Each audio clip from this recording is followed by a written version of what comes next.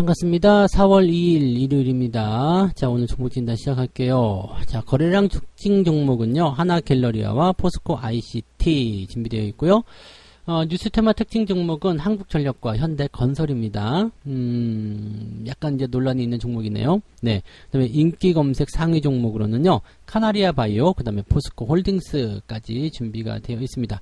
자, 이 종목들 바로 알아보도록 할게요. 네. 한화갤러리아 볼게요. 한화갤러리아. 하나갤러리아 같은 경우는 일단 인적 분할 이후에 상장한 그런 종목이죠.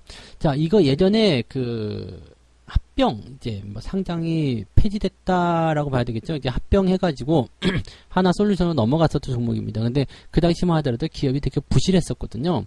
이제 인적 분할해가지고 이제 다시 나오게 된 건데, 일단은, 주가 상황은, 인적 분할로 이제 재상장을 상장을 한 그런 상황이니까, 이렇게 돼버리면은, 네, 주가 추이를 지금 볼 수 없잖아요. 그래서, 이 부분에 대해서는, 일단, 업황에 대한 것들은, 백화점, 또는 이제 면세사업, 등등등, 리테일, 이런 쪽이니까요.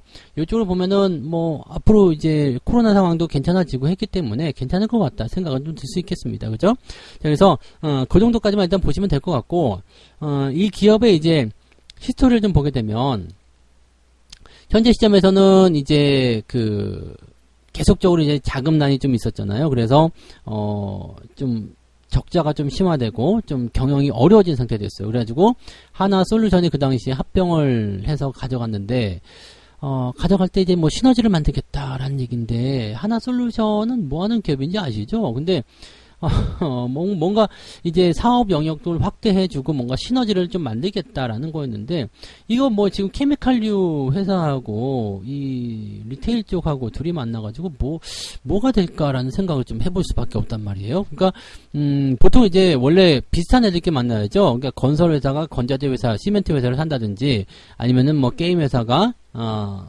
이제 서버 회사를 산다든지 등등등 여러 가지로 볼 수 있는 부분인데, 이거는 저는 생뚱맞은 거예요. 갑자기, 어떻게 보면은 이제 화학회사가, 네, 이 소매 리테일, 백화점을 산다, 이런 얘기니까, 이거는 좀, 네, 굉장히 생뚱맞은 상황이니까, 이게 뭐야? 라고 됐을 거란 말이죠. 근데, 요런 상태에서, 지금 하나갤러리아가, 어떻게 보면은 그 당시 합병을 통해서 다시 살아나려고 하는 그런 수순이 아니었나 생각이 듭니다. 그 당시 빚도 많았거든요. 빚도 많았는데, 하나솔루션 들어갔다가 나오면서 빚도 많이 감소가 됐고요. 그 다음에, 기업 자체의 재무 건전성이나 이런 것들이 상당히 탄탄해져 돌아왔어요. 그러니까, 인적 분할을 다시 해버린 거죠.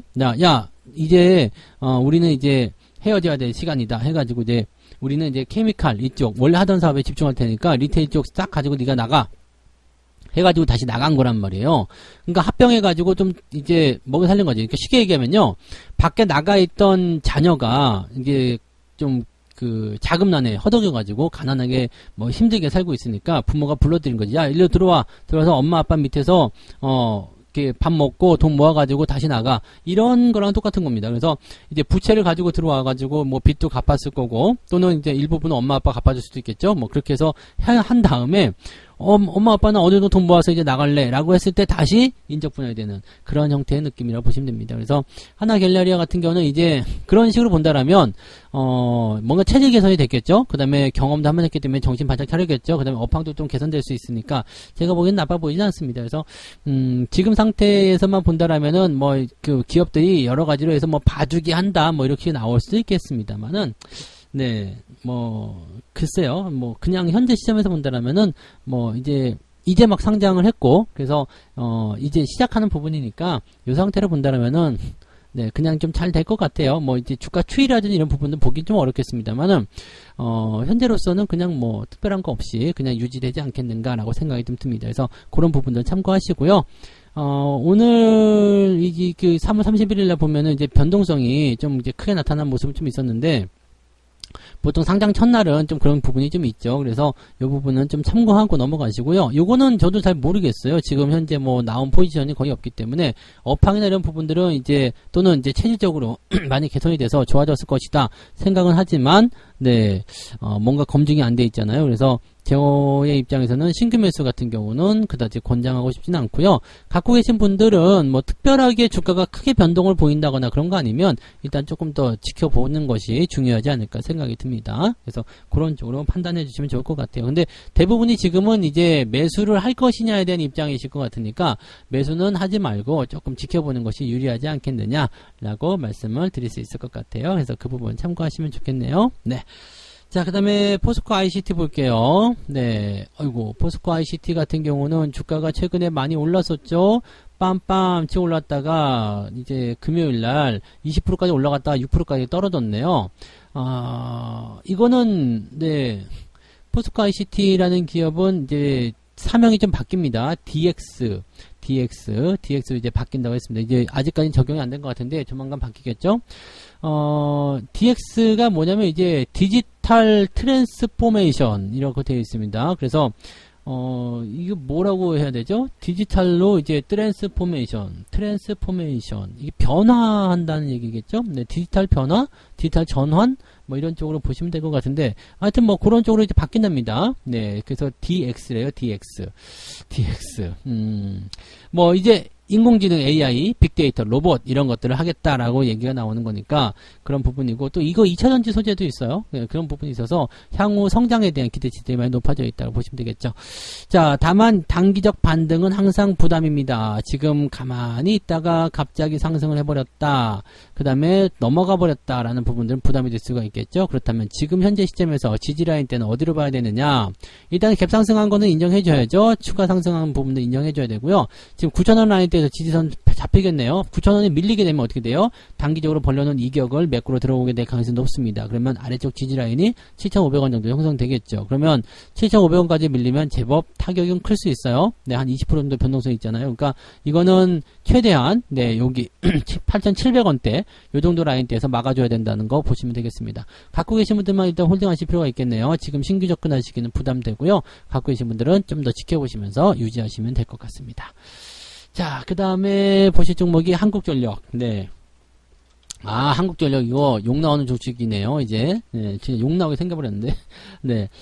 전기요금 인상한다, 그런 얘기 나오면서 이제 주가가 최근에 좀 올랐었어요. 올랐었고, 우리가 모두가 다 그렇게 생각하고 있었죠. 전기요금 올릴 것 같다. 왜냐면, 다음 분기에 올릴 수가 없어요. 왜냐면, 여름에 전기를 많이 쓰잖아요. 근데 그때 전기 사용량이 많은데 전기요금 올리겠다. 그러면 어떻게 되겠어요?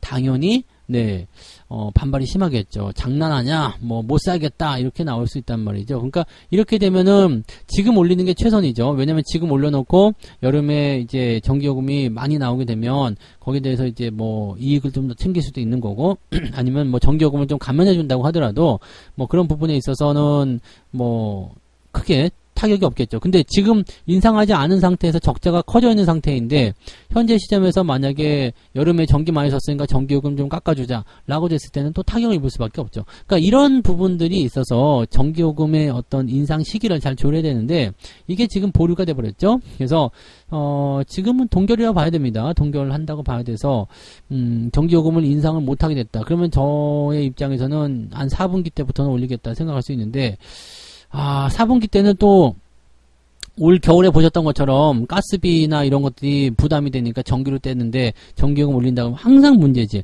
항상 문제. 그러니까 이거를 언제 할 것인가 라는 부분인데 글쎄요. 쉽지는 않을 것 같아 생각이 좀 듭니다.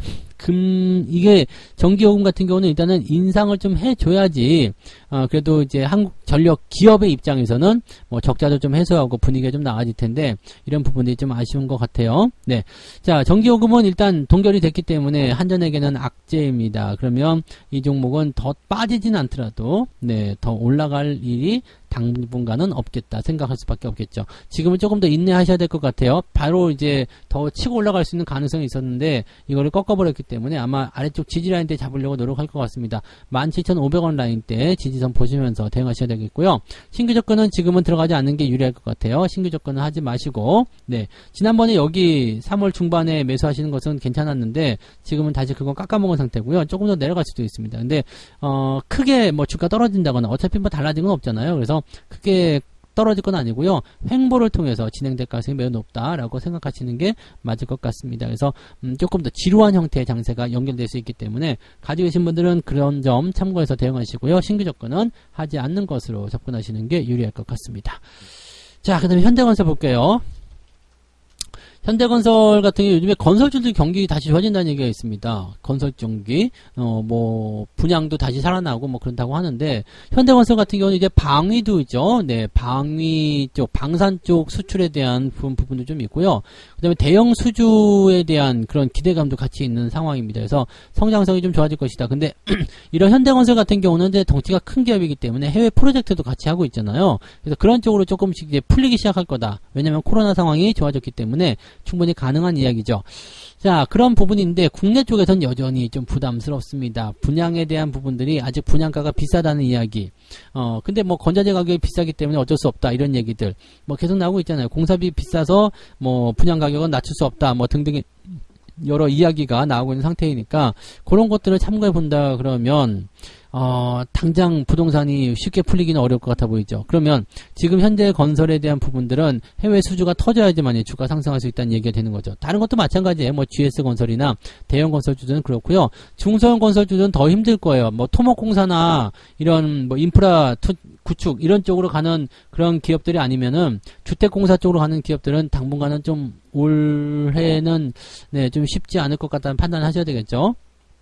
그래서 현대건설 같은 경우도 이제 주택사업부를 어느 정도 떼어내고요. 해외건설주 쪽에서 본다라면 해외 쪽은 수주 기대감이 있어요. 그래서 조금씩 좋아질 것 같다 판단 듭니다. 더 나빠질 건 없을 것 같아요. 더 나빠질 건 없을 것 같다 보일 수 있기 때문에 현재 35,000원 정도 지지선 잡으시면 될 것 같아요. 현재 가지고 계신 분은 홀딩이고요.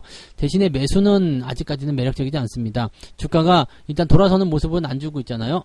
그런 느낌을 안 주고 있기 때문에 일단은 아래로 떨어져 있는 형태 이렇게 된다라면은 조금 더 기다리셔야 되겠죠. 이평선도 모으고 골든크로스도 나오고 그 다음에 추세 좀 돌리고 이렇게 나와주면은 그때 가서 생각하시는 게 유리할 것 같다 말씀드릴 수 있겠습니다. 그래서 현대건설도 마찬가지. 현대건설과 한국전력 둘 다 조금 지루한 양상이 계속 펼쳐질 수밖에 없겠다 생각하셔야 될 것 같습니다. 이 부분 잘 생각하고 참고하시면 좋겠습니다.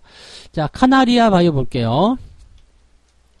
카나리아 바이오 같은 경우는요, 지금 감사보고서 제출이 조금 늦게 들어갔던 것 같은데, 감사보고서가 이제 적정으로 나오면서 상한가로 빵 들어갔죠. 그리고 나서, 금요일날 한 번 더 치고 올라간 모습이었는데, 다시 빠졌어요. 지금 좋은 얘기는 나왔습니다.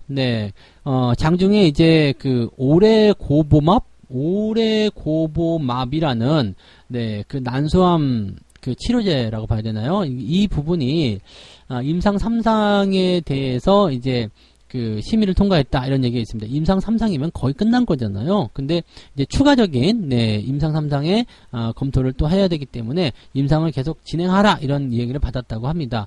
자, 이런 정도는 보통 잘 팔리는 그런 약에서도 충분히 나오는 것들이기 때문에 매우 괜찮은 결과다. 아주 대형 호재다. 이렇게 볼 수 있습니다. 3상 거의 통과됐다고 봐야 됩니다. 그래서 3상이 통과가 되는 이 상황이라면 굉장히 좋은 호재죠. 왜냐면 3상 이후에 나오는 것이 바로 제품화거든요.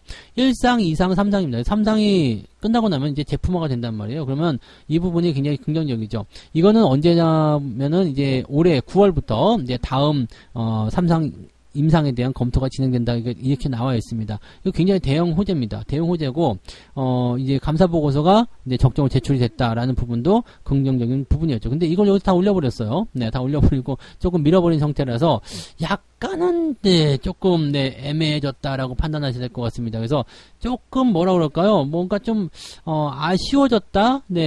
재료가 조금 애매하게 붙어버렸다? 이렇게 생각하셔야 될 것 같습니다. 그러니까, 요런 정도로만 우리가 생각하셔야 될 것 같고요.